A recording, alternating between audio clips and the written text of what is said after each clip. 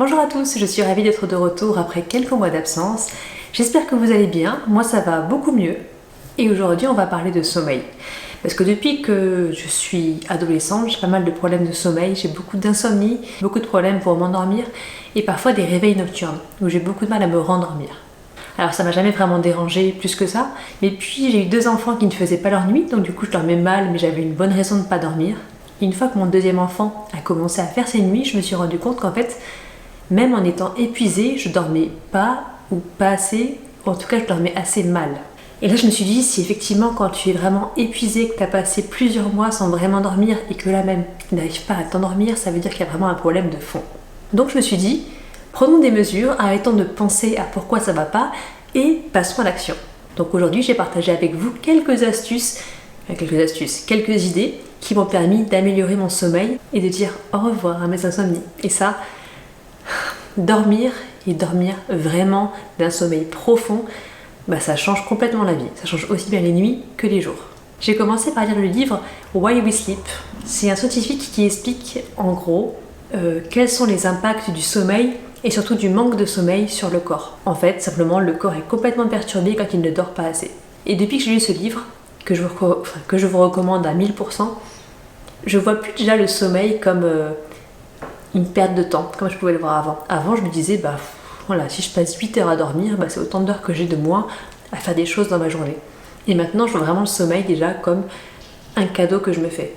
Quand je dors, je sais que mon corps récupère, que je fais du bien à tout, à mon cerveau, à mes hormones, à mes muscles, à mes os, à tout. Donc c'est la première chose qui m'a changé complètement mon sommeil, c'est de me dire, le sommeil, c'est une priorité pour le corps. Si je ne dors pas, au même titre que si je ne mange pas, mon corps va dépérir. Il faut savoir que si on ne dort pas pendant une période suffisamment longue, on meurt. C'est comme si on ne mange pas ou qu'on ne dort pas. Le sommeil, c'est vraiment quelque chose d'indispensable et de vital pour le corps. Alors bien évidemment, si vous êtes comme j'étais et que vous ne dormez pas, ne culpabilisez pas, c'est pas du tout le but de la vidéo.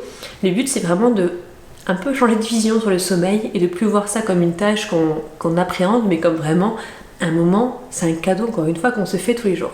Et donc depuis que j'ai lu ce livre, j'ai mis quelques actions en place. Premièrement, je baisse la température de ma chambre. Je dors dans une chambre qui est fraîche. Le soir avant de me coucher, j'ouvre les fenêtres pour faire entrer un peu d'air frais dans la chambre.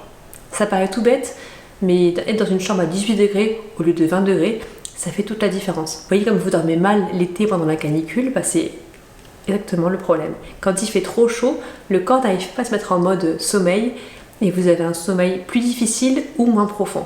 Donc tous les soirs, quand le temps le permet, j'aère la chambre pour avoir une température relativement fraîche. Deuxième chose, la lumière. Je baisse vraiment la lumière le soir.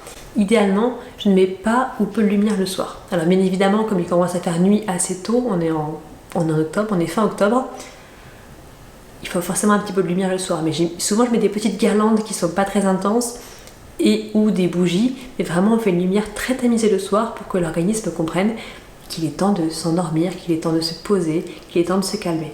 Et ça fait une très grosse différence, aussi bien chez moi que chez mes enfants. Troisièmement, ça va de pair avec la lumière, mais j'arrête également les écrans au moins 1 heure avant d'aller au lit. Pas de télé, pas de téléphone, pas d'ordinateur. Le fait de ne pas avoir de lumière bleue, les lumières des petites LED qui sont dans les écrans, ça aide vraiment à s'endormir plus facilement. Parce que la lumière des LED, c'est des lumières qui sont bleues, c'est des lumières qui ressemblent à la lumière du matin. Donc le corps, quand il reçoit la lumière bleue, pour lui c'est le matin, c'est le lever du soleil, c'est pas le coucher. Donc votre cerveau génère des hormones, des composants qui font que vous aurez beaucoup plus de mal à vous endormir. Quatrièmement, j'ai complètement arrêté le thé et le café. Alors pour moi c'était très compliqué parce que j'adore mon petit café du matin, mais j'ai complètement arrêté le thé et le café. Alors c'est sûrement un cumul de tout ce que je fais qui fait la différence, mais en tout cas j'ai arrêté le café et le thé et je dors beaucoup mieux. Cinquième chose, suivez votre propre rythme de sommeil. Si vous êtes comme moi un couche-tôt, n'hésitez pas à aller au lit très tôt dès que vous avez sommeil, sinon vous risquez de rater votre train de sommeil et vous n'arriverez plus à vous endormir plus tard. Et à l'inverse, si vous êtes un couche-tard, n'allez pas vous coucher trop tôt pour ne pas risquer d'être dans votre lit, réveillé à ne pas avoir encore sommeil. Peu importe si on vous traite de grand-mère parce que vous allez au lit trop tôt ou si on vous dit que c'est pas bien de se coucher trop tard, N'écoutez que vous, écoutez votre rythme et n'allez au lit que quand vous avez vraiment sommeil. Sixièmement, je prends des compléments alimentaires à base de plantes pour m'aider à m'endormir. Alors, je les ai pris là. Alors moi, c'est un complément à base de mélisse, de passiflore et de valériane. Alors, il y a plein de compléments différents sur le marché. Mais globalement, je voulais pas de médicaments, justement, je voulais des plantes qui pourraient m'aider à me relaxer le soir quand j'ai commencé en fait à mettre en place des meilleures habitudes de sommeil. Et ça, pour le coup, peut-être que c'est psychoté, que c'est un effet placebo, mais je m'endors beaucoup mieux, beaucoup plus facilement et beaucoup plus sereinement quand je prends ces compléments alimentaires 1 heure avant d'aller me coucher. Septièmement, j'ai acheté une couverture lestée. C'est une couverture qui fait 6 kg. Il y a plusieurs poids différents, ça dépend de votre poids corporel. Moi, j'ai pris la couverture qui fait 6 kg. Et en fait, c'est comme si vous faisiez un gros câlin à votre couverture. En fait, vous la prenez sur vous et elle appuie tout doucement sur votre corps. Vous avez un poids comme si on vous faisait un câlin en fait. Et apparemment, quand c'est le cas, automatiquement le corps se détend. Et ça me paraissait complètement aberrant. J'hésitais avant de l'acheter. Et en fait, ça fait une grosse différence. Le jour où je l'ai reçu, j'étais en pleine période d'insomnie. Mon fils dormait pas du tout la nuit.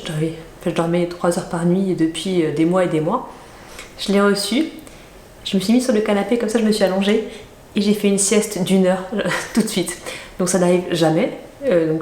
Encore une fois, peut-être que c'est un effet d'une fois, mais depuis je dors tous les soirs avec cette couverture lestée. Je dors beaucoup plus profondément et voilà, encore une fois, bonheur. Alors, ne vous inquiétez pas, ça paraît beaucoup 6 kg, mais c'est 6 kg répartis sur toute la couverture. C'est pas 6 kg que sur les épaules ou que sur les jambes. Vous voyez, c'est vraiment 6 kg sur tout le corps, du coup c'est bien réparti et vous n'avez pas de sensation de pression sur une articulation, quoi que ce soit. C'est très agréable, c'est juste complètement relaxant. Huitièmement, en tant que prof de yoga, forcément, je me suis mis au yoga qu'on appelle Yin Yoga. Donc un yoga très détente avant d'aller au lit. Alors je fais généralement 15, 20, 30 minutes, ça dépend du jour, ça dépend de l'heure qu'il est. Mais je fais une petite séance, c'est une séance très axée étirement, on garde longtemps les postures pour vraiment relâcher complètement les muscles. Si vous faites une petite séance bien adaptée à vos besoins du jour, vous arrivez au lit simplement beaucoup plus relâché physiquement, donc vous allez beaucoup plus vite vous endormir. Neuvièmement, grosse différence, je fais beaucoup d'activités stimulantes la journée, aussi bien physiquement que psychiquement. Je m'entends, c'est-à-dire que je fais beaucoup de sport, je suis très active tous les jours, c'est mon métier, je fais beaucoup de yoga, beaucoup de choses, mais aussi je remplis mon cerveau tous les jours. Je fais en sorte de ne pas m'ennuyer mentalement, j'ai toujours plein de choses à apprendre, je fais beaucoup de formations justement pour stimuler mon intellect, et globalement le soir, si je vais me coucher en sachant que je fais des choses que j'aime et que je les fais souvent, là je fais un métier que j'adore, du coup forcément c'est plus facile, le fait de savoir que j'apprends chaque jour, que je deviens une personne meilleure chaque jour, ça m'aide beaucoup le soir à me poser et à plus réfléchir à 10 000 choses. Je sais que j'ai fait tout ce que j'ai pu dans la journée, je deviens une meilleure personne que ce que j'étais hier et je peux m'endormir sereinement. Encore une fois, c'est un travail énorme, mais le fait de savoir que vous avez une vie qui vous plaît et que vous êtes épanoui et que vous évoluez, ça aide vraiment à lâcher prise. Et dixièmement, les siestes. Alors, j'ai absolument rien contre les siestes, au contraire, ça m'a vraiment sauvé la vie pendant ces premiers mois de vie de mon enfant. Le fait de faire des siestes trop longues ou trop tard faisait que je dormais mal le soir, j'avais du mal à m'endormir. Forcément, le corps n'était pas assez fatigué. Donc maintenant, si je fais des siestes, ce qui n'arrive quasiment plus, parce que mon fils fait ses nuits, je fais des siestes de 15-20 minutes maxi et je les fais avant 14h. Au plus tard, il faut que je me réveille à 14h. Sinon, le soir, je sais que je ne dormirai pas. Donc c'est une règle très simple pour moi, ça dépend à quelle heure vous vous couchez. Moi je me couche tôt, je suis une grand-mère, je me couche tôt et je me lève tôt, c'est mon rythme. Voilà, j'espère que cette vidéo vous aura aidé. Moi typiquement, la température de la chambre, ça a été une révélation énorme. Et les lumières le soir, ne pas allumer les plafonniers, ne pas allumer les lampes, avoir des petites lumières tamisées, et je pense que ça a fait la plus grosse différence dans mon sommeil. Donc essayez et dites-moi ce que vous en avez pensé. On se voit la semaine prochaine, d'ici là prenez soin de vous. Si cette vidéo vous a plu, n'hésitez pas à la liker, à la commenter et surtout à vous abonner.